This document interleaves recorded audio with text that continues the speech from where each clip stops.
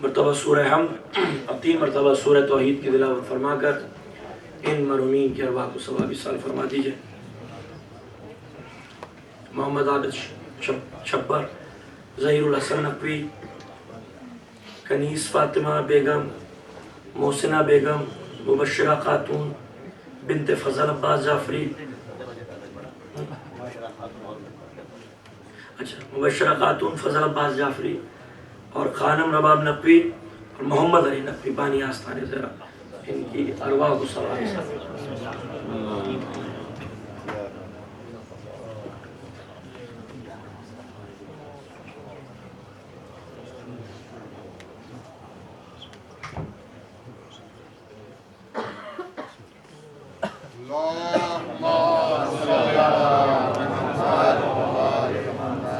اعوذ باللہ من الشیطان اللعین الرجیم، بسم اللہ الرحمن الرحیم، الحمدللہ رب العالمین والصلاة والسلام علی اشرف الانبیاء والمرسلین سید الاولین والآخرین شفیع المذنبین ابی القاسم المحمد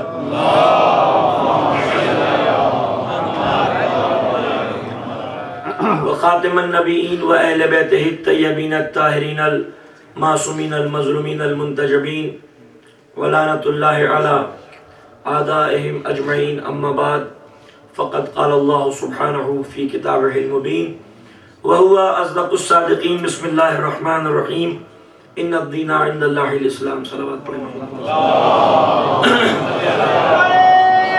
تکبیر،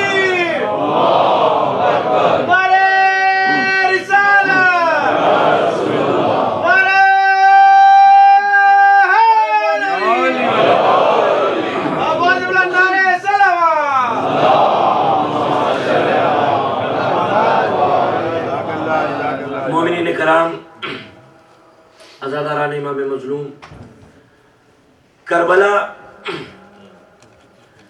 کسی حادثے کا نام نہیں، کربلا کسی ٹریجڈی کا نام نہیں، بلکہ نبوت اور ولایت کے سوچے سمجھے منصوبے کو کربلا کہتے ہیں۔ رسالت اور ولایت کے سوچے سمجھے منصوبے کو، میچول منصوبے کو کربلا کہتے ہیں۔ کربلا ایک انقلاب کا نام ہے، کربلا ایک تحریک کا نام ہے، کربلا ایک ادارے کا نام ہے، کربلا ایک انسٹیٹیوشن کا نام ہے جس میں اسلام کی تمام قدریں پناہ لیتی ہیں۔ اسلام کربلا ایک ایسے مدرسے کا نام ہے کہ اسلام کی جتنی بھی ٹیچنگز، جتنی بھی تعلیمات ہیں وہ کربلا کے اندر موجود ہیں، اور وہ اسلام کے میسیجز، وہ اسلام کے پرنسپلز، وہ اسلام کی ویلیوز جو اب تک مستور تھیں، کربلا کے ذریعے فرزند رسول نے اسے حضور بخش دیا، جو اب تک غیب میں تھی فرزند رسول نے اسے ظہور بخش دیا۔ تو کربلا کو ہمیں اس کی کاملیت کے ساتھ، اس کی جامعیت کے ساتھ، اس کے تمام تر آسپیکٹس اور پہلوؤں کے ساتھ سمجھنا ہوگا۔ کچھ لوگوں نے کربلا کو محض جذبات کی نقطہ نظر سے دیکھا، ایموشنز کی نقطہ نظر سے دیکھا۔ کچھ لوگوں نے کربلا کو صرف ریشنلٹی کے نقطہ نظر سے دیکھا، لیکن ضرورت اس بات کی ہے کہ کربلا کو اس کی کاملیت اور کمپریہنسونیس کے ساتھ دیکھا جائے تاکہ ہم کربلا کی معرفت حاصل کر سکیں۔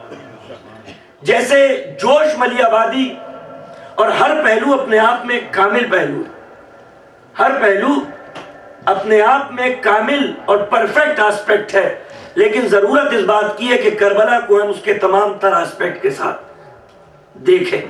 جوش ملی آبادی کربلا کو ریشنلٹی کے پہلو سے دیکھتا ہے، اور میر انیس کربلا کو ایموشنل پہلو سے دیکھتے ہیں۔ توجہ ہے؟ یعنی جب جوش نے، انیس نے اپنے تخیلات میں کربلا کا ادراک کی تو انیس کو جذبات نظر آئے، جوش کو شعور نظر آیا، لیکن ضرورت اس بات کی ہے کہ کربلا کو ریشنلٹی اور ایموشنل دونوں آسپیکٹ کے ساتھ دیکھنا چاہیے۔ جب انیس نے اپنے تخیلات میں فرزند رسول کو دیکھا تو کہتے ہیں یہ تو نہیں کہا شہ مشرقین، یہ تو نہیں کہا شہ مشرقین ہوں، شبیر نے سر جھکا کے کہا میں حسین۔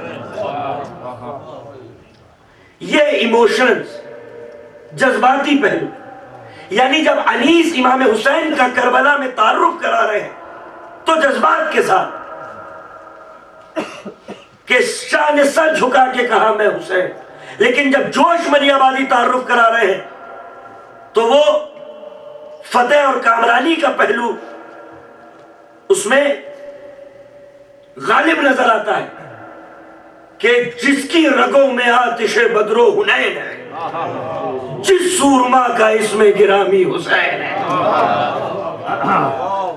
جب انیس نے کربلا کو اپنے تخیلات میں دیکھا، جب انیس نے امام حسین کے کٹے ہوئے سر کو اپنے تخیلات میں دیکھا تو گریہ کیا، لیکن جب جوش ملی آبادی نے امام حسین کے کٹے ہوئے سر کو اپنے تخیلات میں دیکھا تو ایک مرتبہ جوش ملی آبادی کہتے ہیں کہ یہ انی پر سر نہیں تیری انا کا تاج ہے، یہ انی پر سر نہیں تیری انا کا تاج ہے، کربلا تیرے نظام فکر کی معراج ہے، کربلا تیرے نظام فکر کی معراج ہے۔ تو جوش کو فتح اور کامرانی کا پہلو نظر آتا ہے، اور میر انیس کو ایموشنز، جذبات، ان کا پہلو جو ہے وہ غالب ہے اس کے نظریے میں۔ تو ضرورت اس بات کی ہے کہ کربلا کو اس کی کاملیت اور جامعیت اور کمپریہنسونیس کے ساتھ دیکھا جائے، تب ہم کربلا کی معرفت حاصل کر سکتے ہیں۔ یہ جو عزاداری ہے، یہ عزاداری رسم و رواج کا نام نہیں، یہ رسم و رواج کا نام نہیں ہے، یہ ایک تحریک کا نام ہے، یہ ایک موومنٹ کا نام ہے۔ ہم سمجھتے ہیں کہ عزاداری جو ہے وہ جذبات سے تعلق رکھتی ہے، یقیناً جذبات سے بھی تعلق رکھتی ہے، لیکن جذبات اسلام کے اندر مقصد نہیں ہوتے، ذریعہ ہوتے ہیں مقصد تک پہنچتے ہیں۔ اگر جذبات مقصد ہوں گے تو پھر ہدف حیات حاصل نہیں ہو سکتا۔ تو جذبات مینز ہے اینڈز کو پانے کے لیے، اور اینڈ جو ہے وہ ریشنلٹی ہے۔ تو یہ عزاداری یہ ایک تحریک ہے جس کا مقصد یہ ہے کہ ہم امام حسین تک پہنچیں اور انسانیت کو امام حسین تک پہنچائیں، انسانیت کو امام حسین تک پہنچائیں، یہ ہے عزاداری کا مقصد۔ تو عزاداری امام حسین کے میسج کو عام کرنے کا نام ہے، کیونکہ آل رسول کی شخصیتیں یہ صرف اسلام تک محدود نہیں، یہ صرف مسلمانوں تک محدود نہیں۔ جس طریقے سے سورج جب نکلتا ہے مشرق سے نکلتا ہے، لیکن زندگی اور حیات پوری یونیورس اور کائنات کو دیتا ہے، اسی طریقے سے آل رسول کی ہستیوں کا ظہور عرب سے ہوا ہے، لیکن یہ وہ آفتاب امامت اور ولایت ہے کہ جن کے ہدایت کی کرنیں پوری کائنات کے ذروں کو جلا بخشتی۔ تو یہ یونیورسل شخصیت ہے، ان کا میسج یونیورسل ہے۔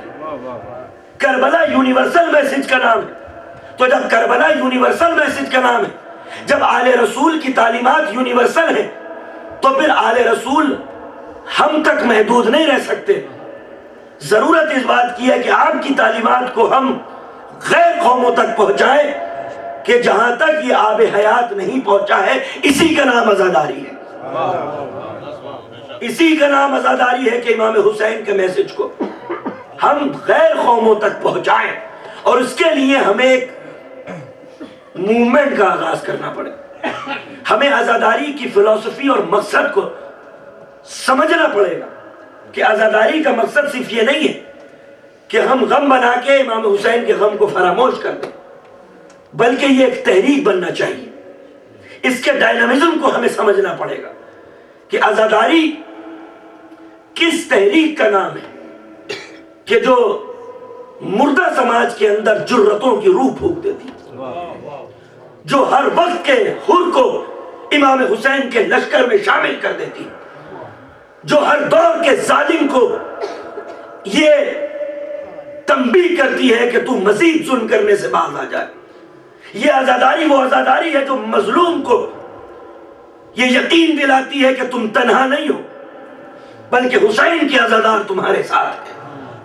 یہ ریلیونس ہے عزاداری کی ماڈرن زمانے میں، کہ اس کا فائدہ یہ ہے کہ ہم 1400 برس جب پرانے ظالم اور ظلم کو فراموش کرنے کے لیے تیار نہیں ہے تو آج ہونے والے ظلم کو کیسے فراموش کر سکتے ہیں؟ تو امام حسین کی جو قربانی تھی وہ ہیومینٹی کے لیے، وہ انسانیت کے لیے، وہ اسلامک پرنسپلز کے دفاع کے لیے، وہ اسلام کے اصولوں کی پاسداری کے لیے. تو جب سب کے لیے قربانی ہے تو پھر امام حسین کا غم سب کو منانا چاہیے. لیکن یہ جب ہی ممکن ہے کہ جب ہم غیر قوموں تک امام حسین کا یونیورسل میسج لے کر جائیں. اگر ہم غیر قوموں تک امام حسین کا یونیورسل میسج کو نہیں لے کے گئے تو یہ پیغام ہمارے درمیان محدود ہو کر رہ جائے گا.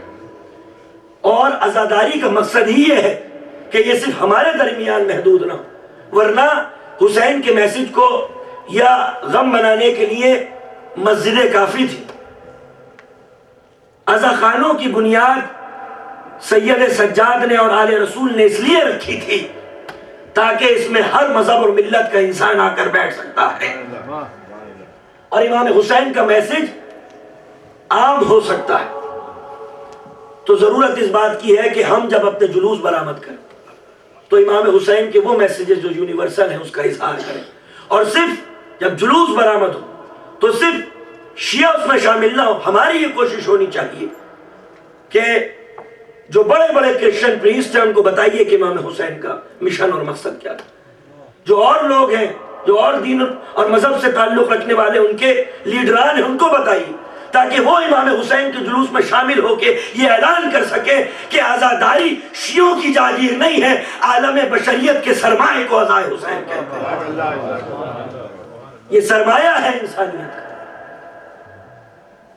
تو ضرورت اس بات کی آج کہ وہ تعلیمات آل رسول کی جو ہماری لائبریریوں تک محدود ہے، ضرورت اس بات کی ہے کہ ان کے صحیح ٹرانسلیشنز ہوں اس زبان میں جو زبان غیر قومیں سمجھتی، اور امام حسین اور آل رسول کا میسج اسپریڈ ہو تاکہ حسینیت کے پرچم تلے انسانیت کو جمع کیا جا سکے. یہ ہے عزاداری کا مقصد کہ انسانیت کو جمع کرنا ہے. تو پھر آپ کا اٹائر اور آپ کا طرز عزاداری ایسا ہونا چاہیے کہ جو دوسروں کو متاثر کر سکے. تو عزاداری میں اور اس کے رسم و رواج میں آج ڈائنامزم کی ضرورت ہے تاکہ ہم اس میسج کو غیر قوموں تک پہنچا سکیں.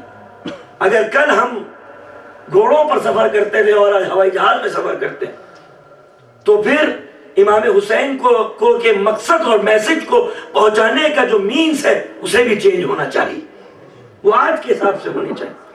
تو عزاداری کے اندر ہمیں ڈائنامزم پیدا کرنا پڑے گا تاکہ زیادہ سے زیادہ امام حسین کے میسج اور آپ کی شخصیتیں غیر قوموں تک پہنچ سکے.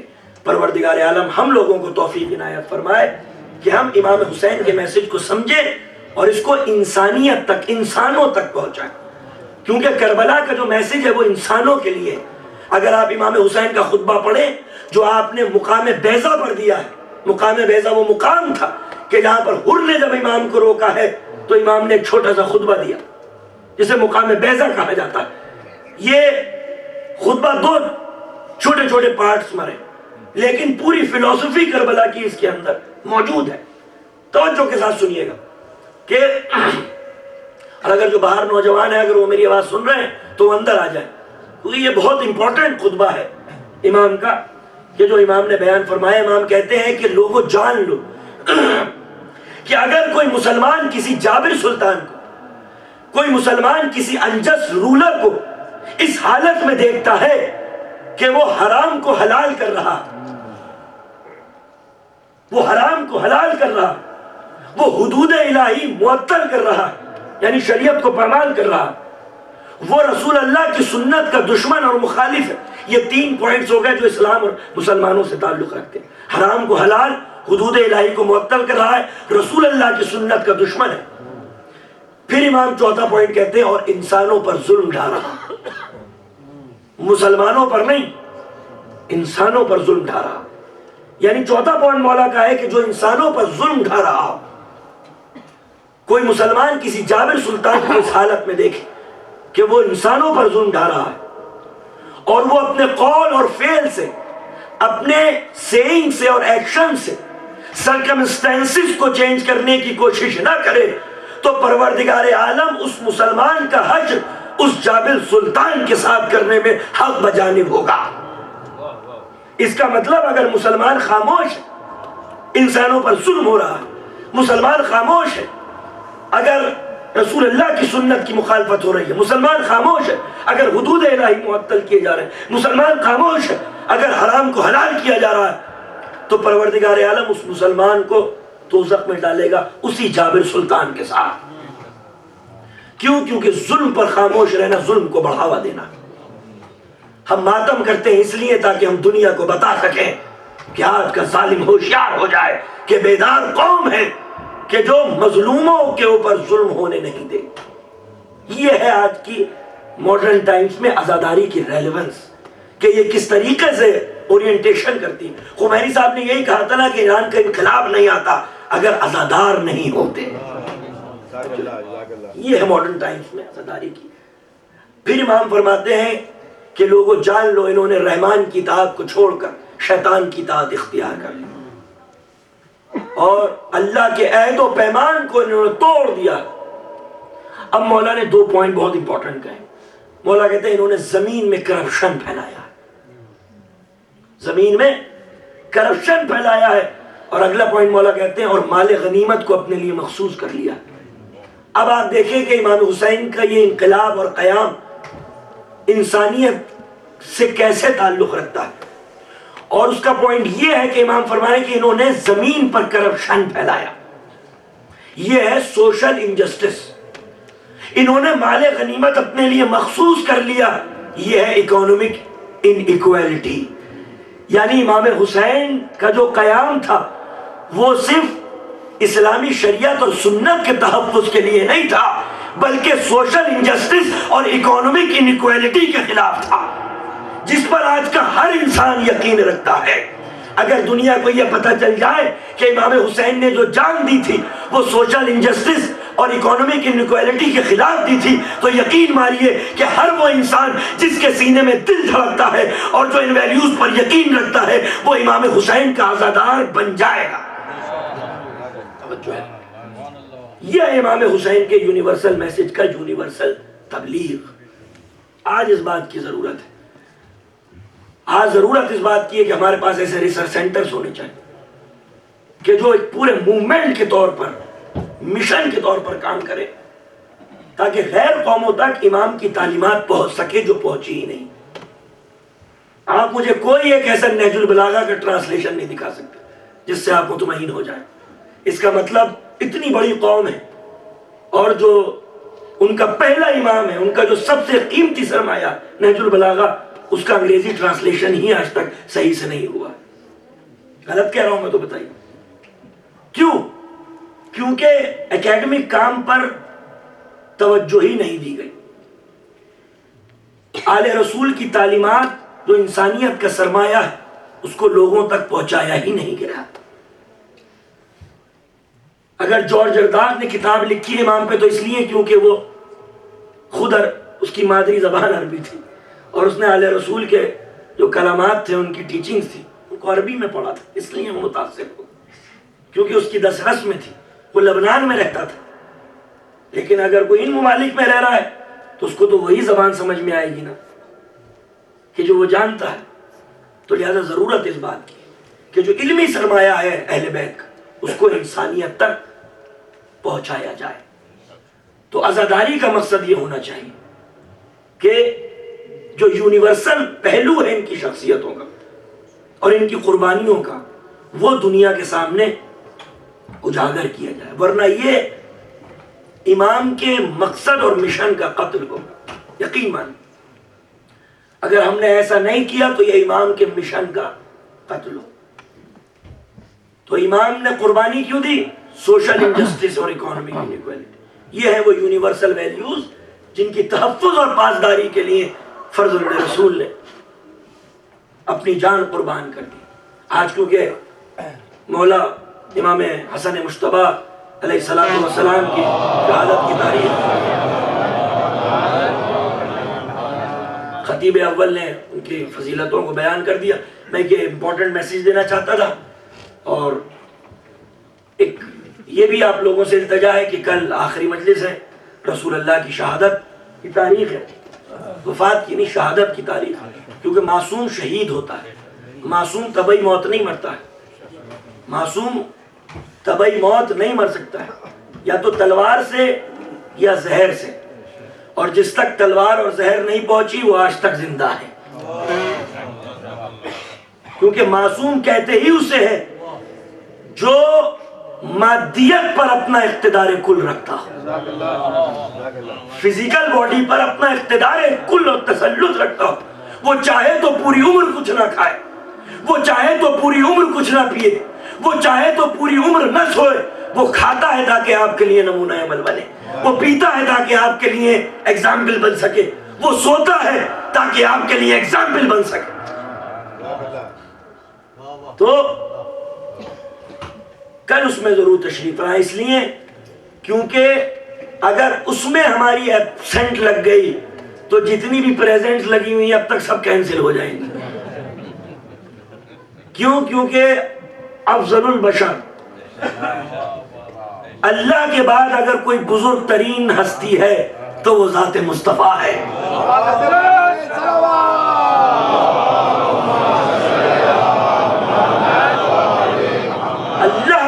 اللہ کے بعد اگر کوئی بزرگ ترین ہستی ہے جو علی کا بھی مولا ہے, جو علی کا بھی مولا ہے. کل آج بھی ہمیں جناب سیدہ کو پرسہ دینا ہے, کل بھی ہمیں جناب سیدہ کو پرسہ دینا. اور مجھے امید ہے انشاءاللہ کہ جتنے چہرے مومنوں کے مجھے نظر آ رہے ہیں انشاءاللہ کل اس سے زیادہ نظر آئیں گے. عظمت محمد و آل محمد پر بلند ترین صلوات پڑھ دیں.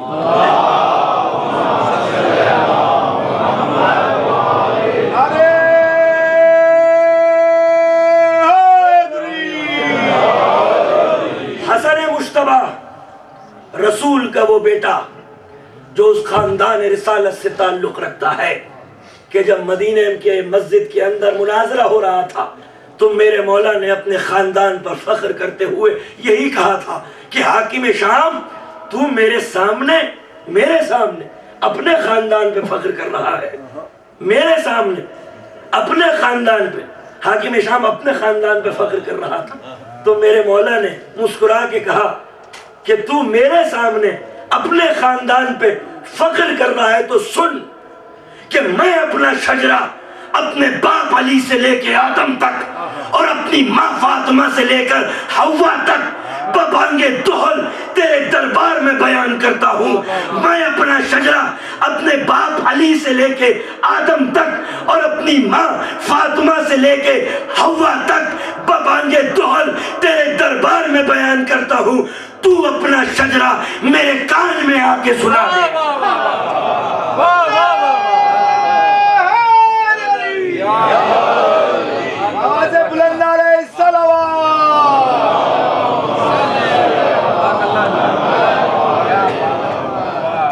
تو اپنا شجرہ اگر جانتا ہے تو میرے کان میں سنا دے.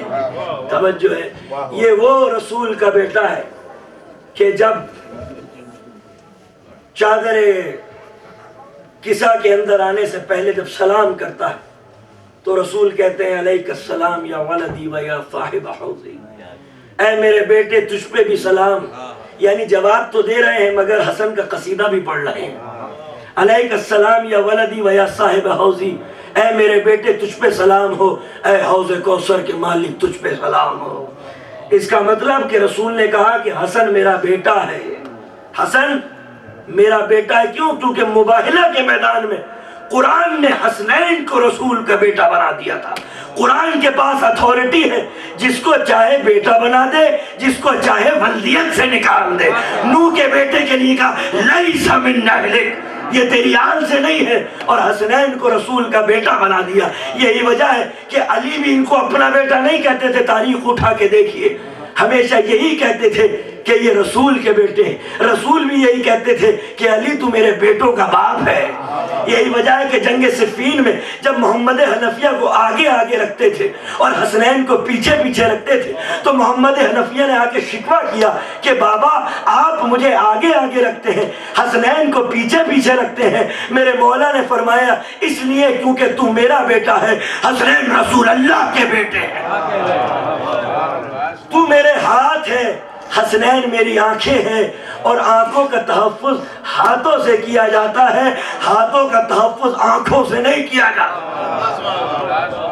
تو یہ وہ رسول کا بیٹا ہے کہ جو جس کی ماں بھی معصوم، ماں جس کا باپ بھی معصوم. یہ پہلا کائنات میں وہ فرد ہے کہ جس کا باپ بھی معصوم، جس کی ماں بھی معصومہ. یقیناً یہ شرف امام حسین کو بھی حاصل ہے، لیکن اولیت کا شرف اگر حاصل ہے تو وہ حسن مجتبیٰ کو حاصل ہے. یہ وہ حسن مجتبیٰ ہے کہ جو مباہلہ کے میدان میں سب سے آگے آگے توحید کو بچانے کے لیے ہمیں نظر آتا ہے. یہ وہ حسن مجتبیٰ ہے کہ جو چادر کسا کے اندر سب سے پہلے آ کے صوف نبوت کا علاج بن جایا کرتا ہے. یہ وہ حسن مجتبیٰ ہے کہ جس کا چلنا مشیت ہے، جس کا بولنا شریعت ہے، جس کی سانسیں تلاوت ہے، جس کی نیند عبادت ہے، جس کی عقل قرآن ہے، جس کی فکر تفسیر ہے، جس کا نفس نور ہے، جس کا جسم نورگر ہے، جس کے دن کی گھڑیاں مقدس ہے، جس کی راتیں تطہیر ہیں. کبھی تعارف نہیں کرائے یہ کہہ کے کہ اس کی عزت کرنا کہ یہ میرا نواسا ہے، اس کی عزت کرنا کہ میری بیٹی کا بیٹا ہے. نہیں، اگر تعارف کرایا ہے میرے نبی نے تو یہ کہہ کے کہ یہ امام ہے، یہ حجت ہے، یہ ولی ہے. یہی وجہ ہے کہ جب حسن مجتبیٰ 3 برس کی عمر میں رسول کے زانوں پر بیٹھ کر آسمان کو تک رہے تھے تو کسی کمزور صحابی نے آ کے کہا کہ یا رسول اللہ آپ تو یہ کہتے تھے کہ یہ ولی ہے، حجت ہے، امام ہے، لیکن یہ تو بچوں کی طرح آسمان کو دیکھ رہا ہے. کہا یہ بچوں کی طرح آسمان کو نہیں دیکھ رہا، یہ لوح محفوظ کا مطالعہ کر رہا ہے.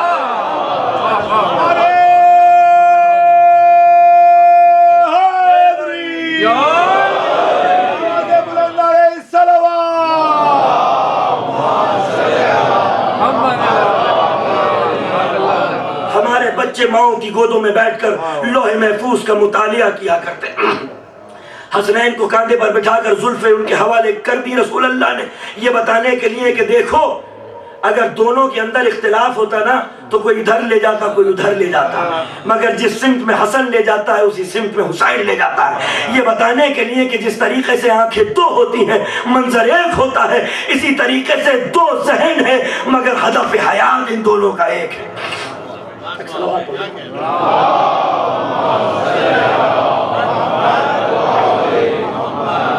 یہ کہا جاتا ہے نا کہ ایک جنگ پسند تھا اور ایک سلو پسند تھا.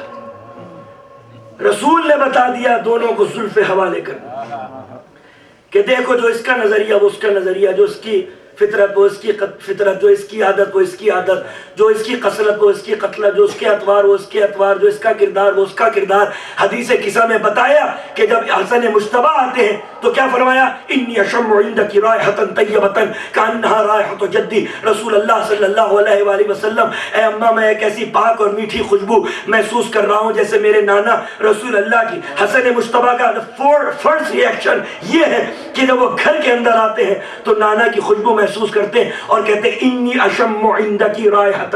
اگر دونوں کے ذہنوں میں اختلاف ہوتا نا تو حسین ہو بہو وہ جملہ نہ کہتے کہ انی اشم عندکی رائحۃ طیبۃ کانہا رائحۃ جدی رسول اللہ. اس کا مطلب حسن آتے ہیں تو جو ریئیکشن حسن کا ہے وہی ریئیکشن حسین کا ہے.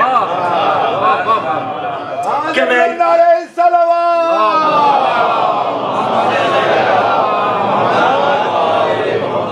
ریئیکشن حسن کا وہی ریئیکشن حسین کا. انی اشم عندکی رائحۃ طیبۃ کانہا رائحۃ جدی کہ اماں میں ایک ایسی پاک اور میٹھی خوشبو محسوس کر رہا ہوں جیسے میرے نانا رسول اللہ کی. تو پھر مورخ کا بکا ہوا قلم یہ نہ لکھے کہ ایک جنگ پسند تھا اور دوسرا سلو پسند تھا.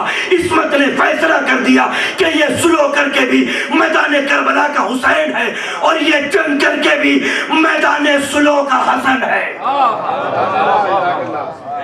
دونوں کے ذہنوں میں کوئی اختلاف نہیں, دونوں کے ذہنوں میں کوئی کانٹرڈکشن نہیں. ان کو بچانا ہے اسلامک پرنسپلز کو, ان کو بچانا ہے اسلامک ویلیوز کو.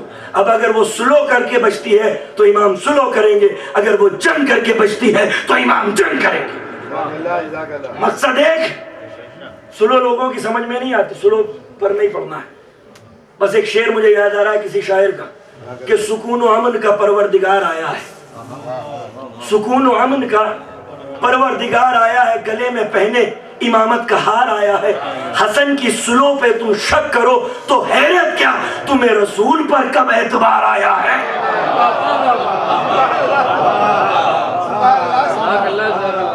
تمہیں رسول پر کب اعتبار, رسول کی سلو اگر سمجھ میں آ جاتی تو حسن مجتبیٰ کی سلو بھی سمجھ میں آ جاتی.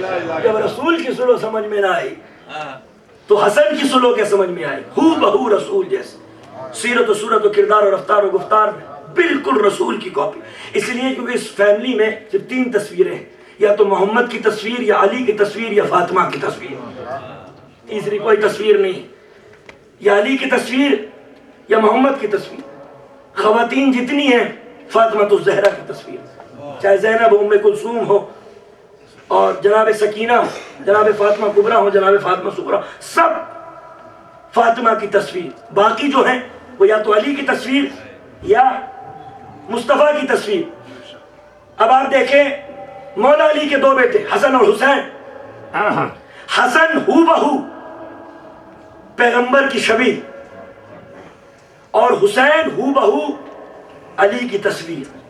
اب علی کی تصویر ہے نا حسین, اب حسین کے بیٹے علی اکبر اور حسن کے بیٹے قاسم. حسین علی کی تصویر ہے, ذہن میں رہے, حسن رسول کی تصویر ہے.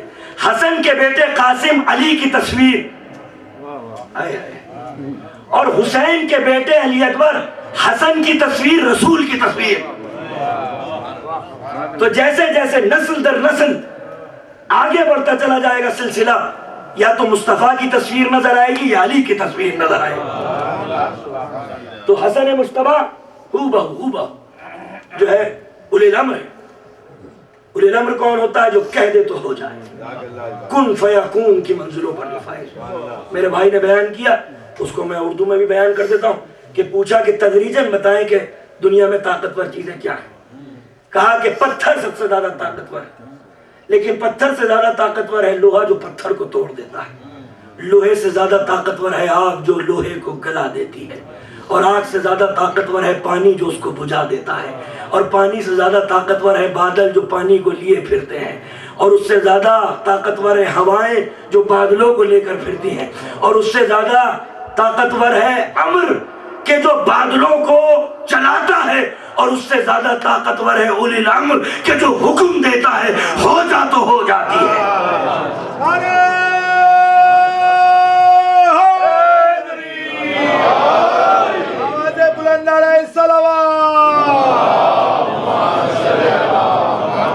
اچھا, یہ کہا جاتا ہے ایک غلط کانسیپٹ ہے, میں اس کی اصلاح کرنا چاہتا ہوں.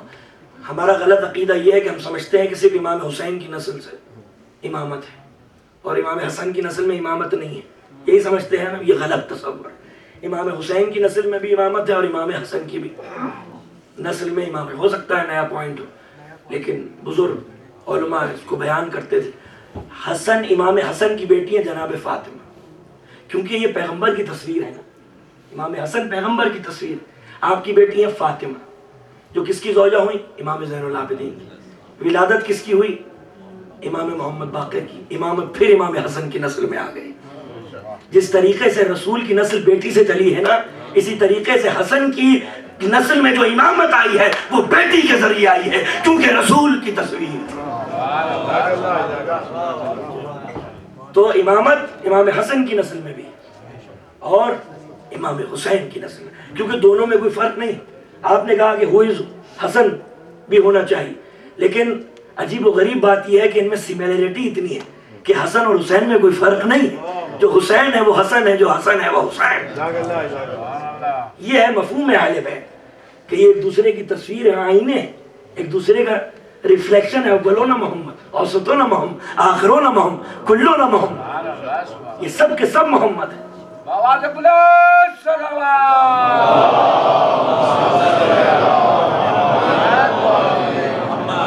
آپ کے علم کا کمال یہ ہے کہ عمر 10 برس ہے. مدینے کے اندر ایک قصائی تھا، قصاب، کہ جو جانور ذبح کر رہا تھا.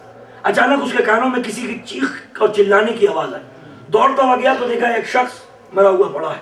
اسی وقت حکومت کے کارندہ پہنچ گئے. وہ سمجھے کہ شاید اس قصاب نے اس کو قتل کیا. اسے پکڑ کے دربار خلافت میں لیا ہے. خلافت کا دوسرا دور تھا. کہا کہ بھائی تم نے مارا ہے؟ کہا نہیں. گواہ لاؤ. گواہ تو کوئی نہیں ہے. کہا اچھا زنجیروں میں جکڑو اور جیل کی سلاخوں کے پیچھے ڈال دو. میرے مولا آ گئے. کہا رک جاؤ، کیا معاملہ ہے؟ کہ یہ معاملہ ہے. اسی اسنا میں جو قاتل تھا اسے پتہ لگا کہ غلط آدمی پکڑا گیا ہے، تو اس کے دل نے ملامت کی اور وہ دوڑتا ہوا دربار خلافت میں پہنچا کہ وہ یہ قاتل نہیں ہے، میں قاتل ہوں. توجہ رکھیے، یہ قاتل نہیں ہے، میں قاتل ہوں. قصاب قاتل نہیں ہے، میں قاتل ہوں. اقبال نے جرم کیا اس نے. خلیفہ نے کہا ٹھیک ہے اس کو چھوڑ دو قصائی کو، اور اس قصائی کو پکڑ لو اور اسے قتل کر دو. مولا نے کہا نہیں، یہ فیصلہ غلط ہے. کہا اچھا صحیح فیصلہ کیا ہے؟ کہا کہ یہ تو میرا حسن بتائے گا. توجہ، عمر 10 برس تھی. کہا یہ تو میرا حسن بتائے گا. کہا بیٹا جواب دو.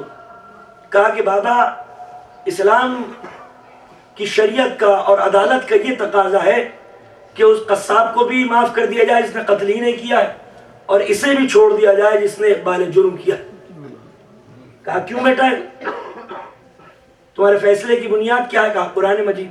کہا کیسے؟ کہا من قتل نفسا بغیر نفس او فسادا فی الارض فکأنما قتل الناس جميعا ومن احیا فکأنما احیا الناس جميعا. جس نے ایک نفس کو قتل کیا اس نے پوری انسانیت کو قتل کیا، اور جس نے ایک نفس کو بچایا اس نے پوری انسانیت کو بچا لیا.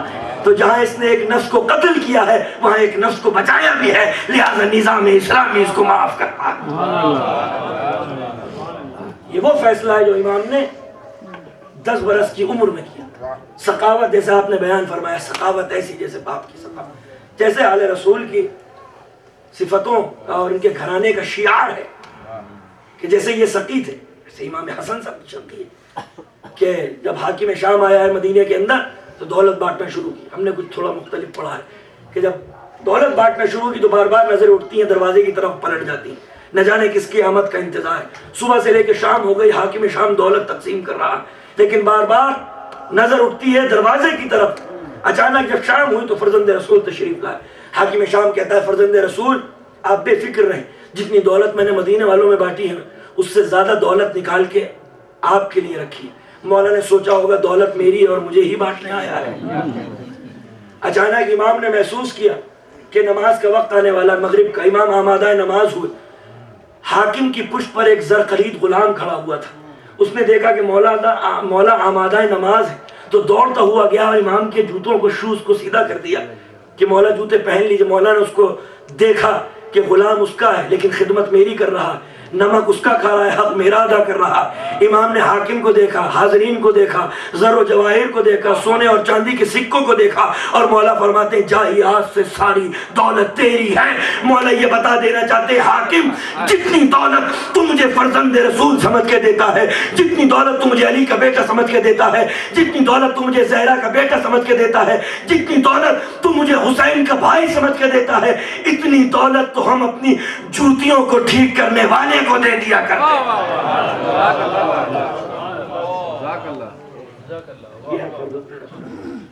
بس ایک اولی الامر ہے نا، معجزہ مولا میں نے پڑھا ہے کہ کسی نے مسجد میں سوال کیا مولا یہ حاکم اتنا پریشان کرتا ہے آپ کچھ کرتے کیوں نہیں؟ کہا کہ ہم اس کی قضاء و قدر پر راضی ہیں، ورنہ زمین کو حکم دے دوں تو آسمان بن جائے. بلا تکلیف جملے، زمین کو حکم دے دوں تو آسمان بن جائے، اور آسمان کو حکم دے دوں تو زمین بن جائے، مرد کو حکم دوں تو عورت بن جائے، عورت کو حکم دوں تو مرد بن جائے. ایک خارجی اٹھا جو متحمل نہیں تھا فرزند رسول کی فضیلتوں کے برداشت کرنے کا، اور کہتا واہ فرزند رسول، ایسا دعوت، یہ دعوت تو نہ آپ کے بابا نے کیا نہ آپ کے جد رسول نے کیا. ایک مرتبہ امام نے نظر ڈالی اور رسول کے ولی عہد نے کہا اے نامحرم عورت، تم مردوں کے مجمع میں کہاں سے آ گئی؟ یہ کہنا تھا کہ خدا کی قسم کہ اس کا جنس تبدیل ہوا اور وہ مرد عورت بن گئی. اب وہ دوڑی مسجد کے باہر جانے کے لیے، مولا نے کہا سن، پوری صدا سن کے جا، وہ جو گھر میں تیری بیوی بیٹھی تھی وہ مرد بن چکا ہے. تو یہ ہے فرزند رسول، کن فیکون کے مطلب، کہہ دو تو ہو جائے. فرزند رسول کا یہ جملہ ہے، اس سے آپ اندازہ لگائیں، کبھی سوچئے گا گھر جا کے. یہ جملہ ہے کہ مولا فرماتے ہیں کہ اگر حکم دوں، یا یہ سمجھے کہ ابھی دعا کروں تو ابھی قیامت آ جائے. تو اس سے بڑی فضیلت میں مولا حسن کی بیان نہیں کر سکتا، آپ کے اقتدار کی، کہ مولا کہتے ہیں کہ اگر دعا کر دوں تو ابھی قیامت آ جائے، واقعا قیامت آ جائے ابھی اگر دعا کر دوں. تو بے پناہ بے پناہ بے پناہ فضیلتیں ہیں، معجزات ہیں آپ کی. یہ کوئی بڑی چیز نہیں ہے.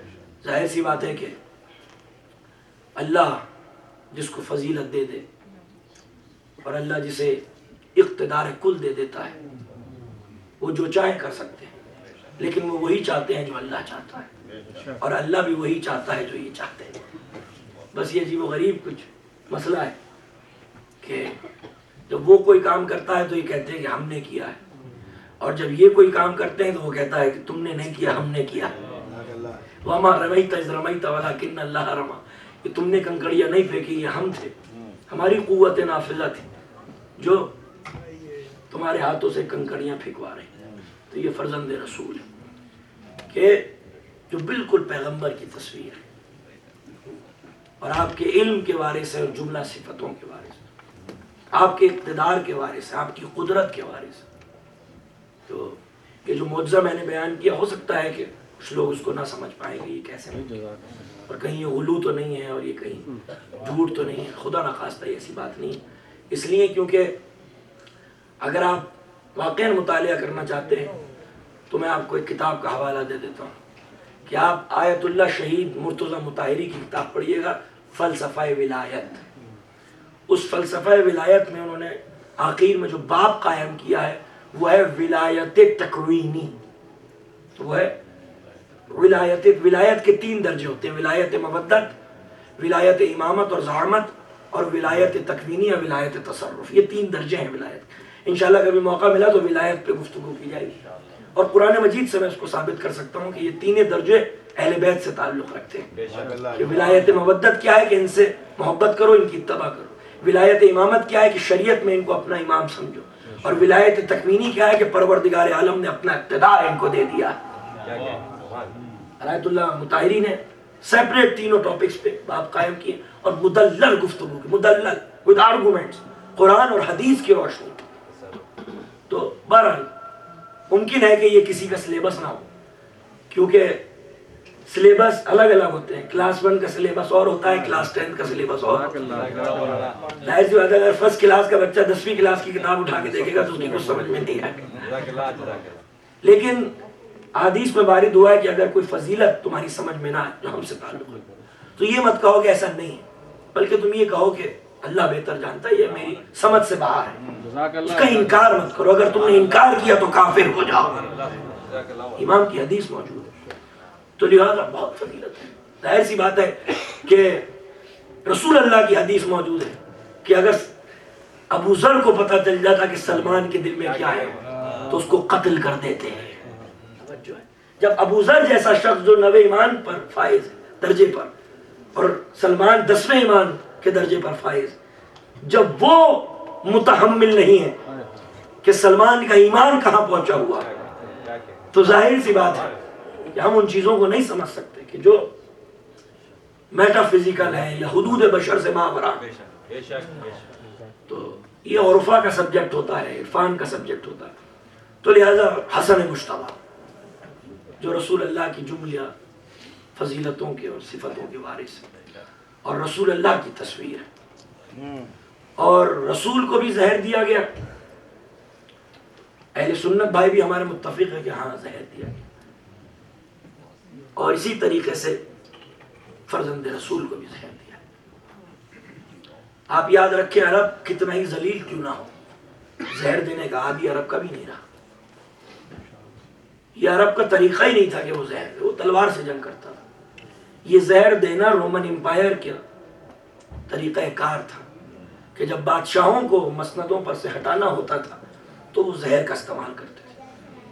تو یہ زہر جس سے امام حسن کی شہادت یا مولا کائنات کے اوپر جس تلوار سے وار کیا گیا، جس زہر میں وہ بجھی ہوئی تھی، یا جو زہر رسول اللہ کو دیا گیا، یہ ایک ہی کارخانے سے آئے تھے جو شام کے اندر تیار ہوتے تھے، اور جودہ بنت اشعث کو منتخب کیا گیا اس کام کے لیے کہ جس کا باپ بھی مولا کا دشمن تھا اور جس کا بیٹا بھی کربلا کے اندر موجود تھا، امام حسین کے دشمن لشکر کے اندر، اسی کی بہن اور اسی کی بیٹی جودہ بنت اشعث، کہ ایسا زہر دیا تھا امام کو کہ یہ لکھا ہے علماء نے کہ اگر سمندر میں ڈال دیا جاتا تو آبائی جانور مر جاتے۔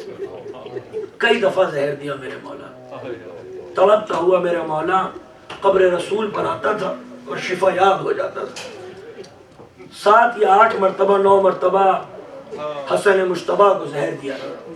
جب بھی زہر دیتا تھے تو میرا مولا قبر رسول پر آ جاتا تھا، لیکن ایک ایسا زہر دیا کہ پھر مظلوم سے اٹھا نہیں گیا۔ کہا کہ میرے بھائی حسین کو بلاؤ، بچپن سے زندگی ساتھ گزارنے والے دونوں بھائی، آج حسن کی نگاہیں حسین کے چہرے کو دیکھ رہی تھی۔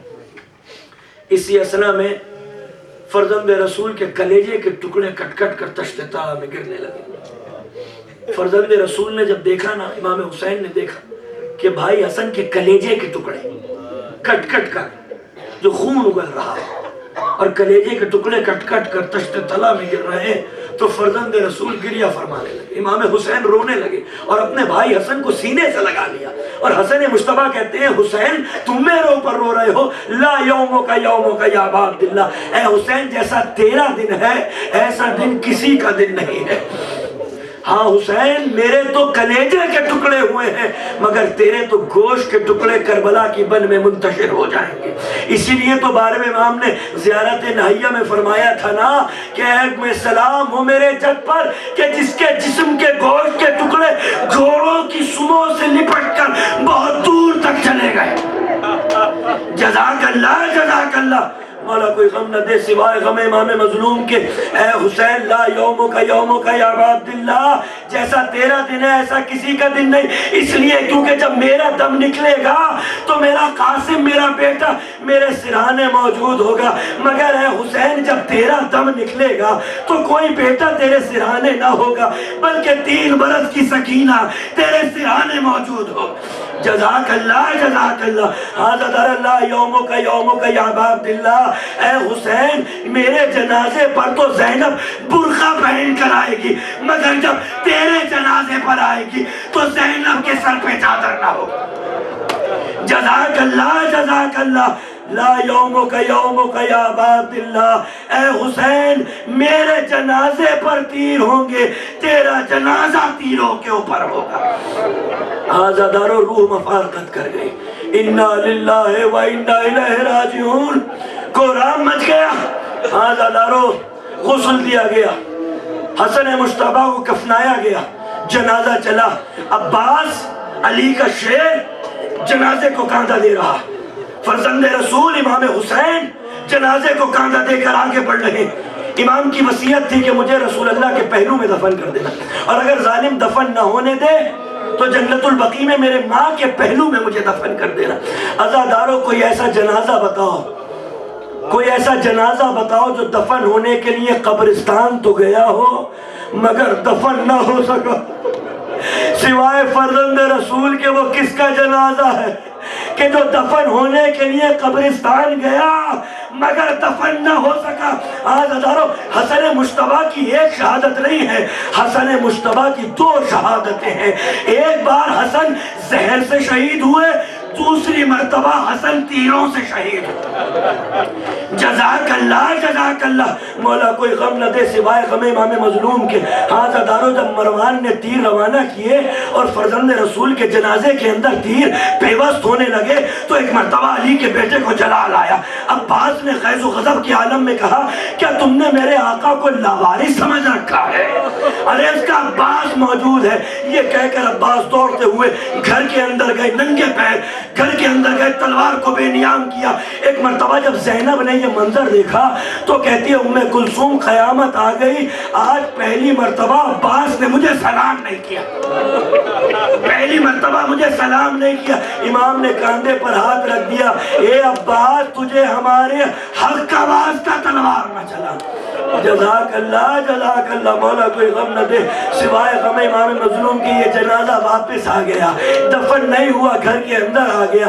جب جناب زینب نے، علی کی بیٹی نے حسن مجتبیٰ کے جنازے کے اوپر تیر دیکھے اور رسول اللہ کا خون دیکھا تو ایک مرتبہ کہتی ہے اے حسین میں نے تو حسن کو سفید کفن دیا تھا، یہ کفن لال کیسے ہو گیا؟